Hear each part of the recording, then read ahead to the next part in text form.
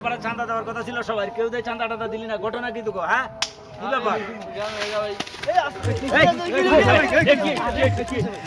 কবির ভাই আছে না, উস্তাদ কবির, এর বাড়ি মালিক মেয়ে আছে না, এই মালিক মেয়ে লটারিতে 40 লাখ টাকা পাইছে।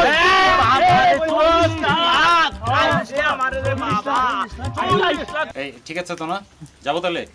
আচ্ছা ঠিক আছে। আপনি যে লটারিটা পেয়েছেন সে সম্পর্কে একটু কিছু বলবেন আমাদের। দেখেন, আমার আসলে মানে কিছুই বলার নাই। আপনারা শুধু শুধু আমারে বিরক্ত করতেছেন। না না, আপনি যে এতগুলো টাকা জিতলেন, এখন কি করবেন? সবাই যা করে আমিও তাই করব। না, আপনার ছেলে মেয়ে স্ত্রী এরা কোথায়? আপনি টাকা পাওয়ার পরও তাদের কাছে ফিরে যাচ্ছেন না কেন? এই যে এই এরা ছাড়া আমার আপনার কেউ নাই। আমি কোথায় যাব? কিন্তু এদের কাছে এখানকার লোকজনের সাথে কথা বললে আমরা যতদূর জেনেছি, এতে করে এদের কারোর সাথে আপনার রক্তের কোনো সম্পর্ক নেই। দেখেন, সব সম্পর্কে রক্তের যোগাযোগ লাগে না। কিছু কিছু সম্পর্ক থাকে যেগুলোর মধ্যে কোনো রক্তের সম্পর্ক নাই, কিন্তু তার রক্তের সম্পর্কের চাইতে অনেক কাছের, অনেক আপন।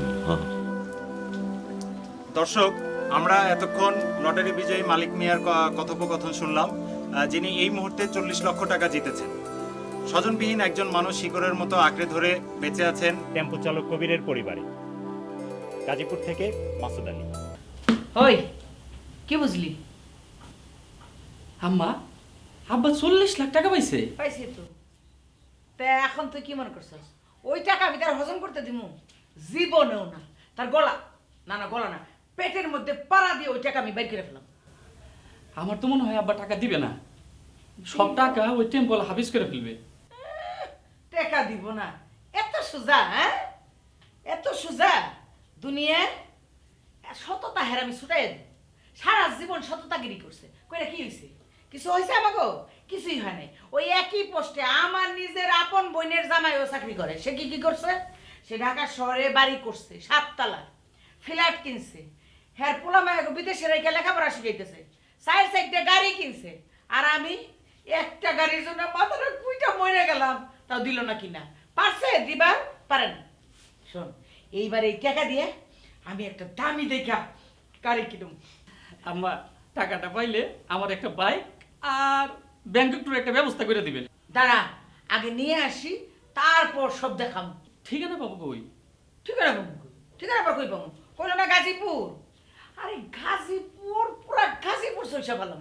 প্রত্যেক বাড়ি বাড়ি গিয়া জিজ্ঞেস করুন, সব বাড়ি গিয়া খুঁজুন। তারপরে দেখবি কেমনে তারে আনন্দ লাগে। আর তারে কেমনে আনন্দ লাগে এটা আমার চেয়ে ভালো আর কেউ জানে না। কল্লাটা ধইরে, কাসিমের মতন কল্লা ধরুন ধইরে টান দিয়ে নিয়ে আসুন, বুঝছস? তুই এখন যা একটা এসিওয়ালা গাড়ি ঠিক কর আমার জন্য। আমি ততক্ষণে রেডি হয়ে যা। তাহলে যাই আমি আম্মা। হ্যাঁ যা।